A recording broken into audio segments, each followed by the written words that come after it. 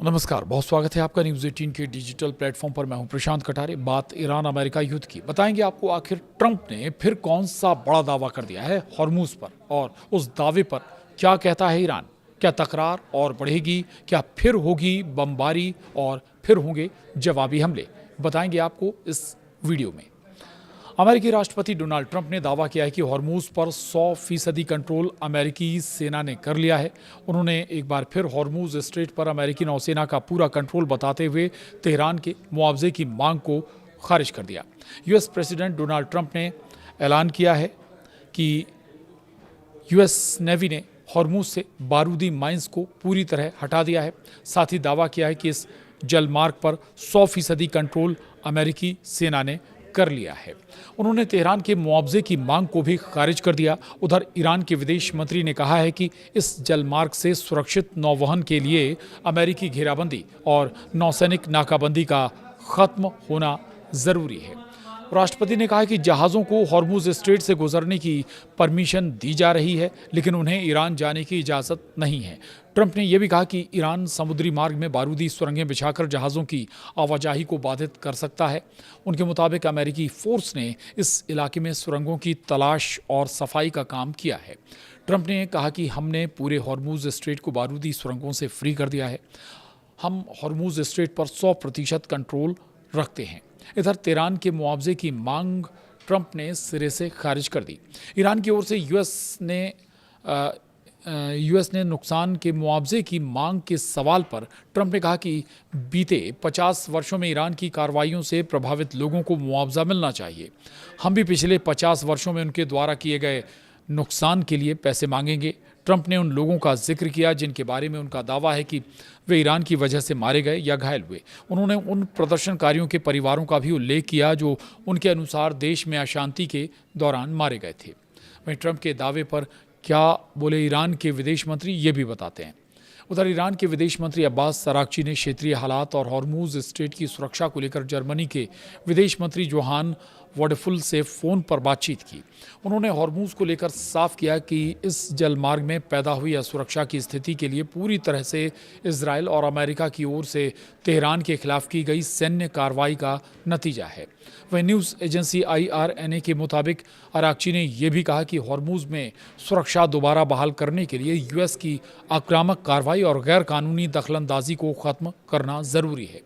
वहीं अरागची का दावा क्या है वो भी आपको बताते हैं। अरागची पहले ही ये साफ कर चुके हैं कि इस समय ईरान की अमेरिका के साथ कोई बातचीत नहीं हो रही है। हालांकि कुछ मध्यस्थ अब भी बातचीत दोबारा शुरू कराने के रास्ते तलाशने की कोशिश कर रहे हैं, और ये कहते हैं हमारे नज़रिए से तब तक वार्ता फिर से शुरू नहीं हो सकती जब तक अमेरिका समझौते का उल्लंघन बंद नहीं करता और पहले किए गए उल्लंघनों की भरपाई नहीं करता। तो आपको बता दें कि अमेरिका और ईरान के बीच तनाव रुकने का नाम अभी भी नहीं ले रहा है। ईरान के विदेश मंत्रालय के प्रवक्ता इस्माइल बाघेई ने सोमवार को कहा कि जब तक अमेरिका ईरान के खिलाफ अपनी नौसैनिक नाकेबंदी जारी रखेगा तब तक हॉर्मूज स्ट्रेट को फिर से नहीं खोला जाएगा। वहीं तेहरान में एक साप्ताहिक प्रेस ब्रीफिंग को संबोधित करते हुए बाघेई ने कहा कि ईरान के खिलाफ अमेरिका और इजराइल की सैन्य आक्रामकता के कारण हॉर्मूज स्ट्रेट को बंद कर दिया गया था। ईरान ने हॉर्मूज को खोलने के लिए अमेरिका के सामने 6 शर्तें भी रखी हैं। क्या हैं वो 6 शर्तें, ये आपको बताते हैं। और ये सारी शर्तें ईरान ने रखी हैं। जो पहली शर्त है, ईरान को ना तो धमकी दी जाए और ना ही धमकी वाली भाषा का इस्तेमाल किया जाए। ये इन 6 शर्तों में शामिल है, साफ किया गया है। जो दूसरी शर्त है वो है लेबनान, फ़िलिस्तीन, यमन और इराक में ईरान और उसके सहयोगियों के खिलाफ हमलों को हमेशा के लिए ख़त्म किया जाए। ये दूसरी शर्त भी अमेरिका के सामने रखी गई है।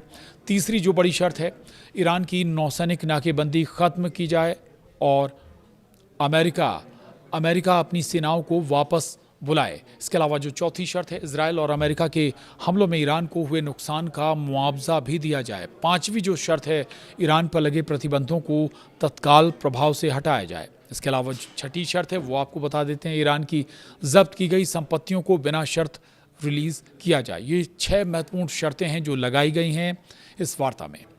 अब हॉर्मूज़ कितना ज़रूरी रास्ता है विश्व भर के लिए, ये आपको समझाते हैं। दरअसल हॉर्मूज़ स्ट्रेट फारस की खाड़ी को ओमान की खाड़ी और अरब सागर से जोड़ता है।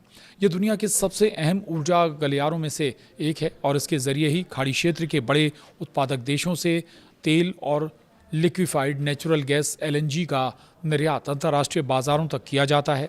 एक तरफ ईरान लगातार अमेरिका से अपने रवैये को सुधारने की चेतावनी दे रहा है, तो दूसरी तरफ ओमान के साथ जहाज़ों के ट्रांजिट के लिए कॉरिडोर बनाने को लेकर बातचीत भी हो रही है।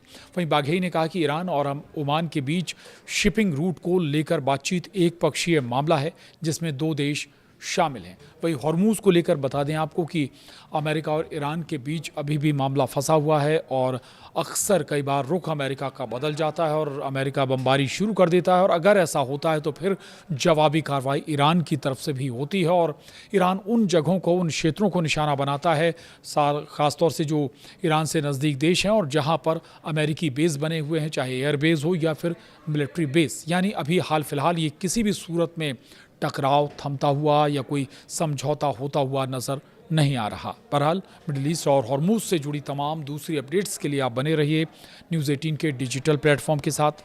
नमस्कार।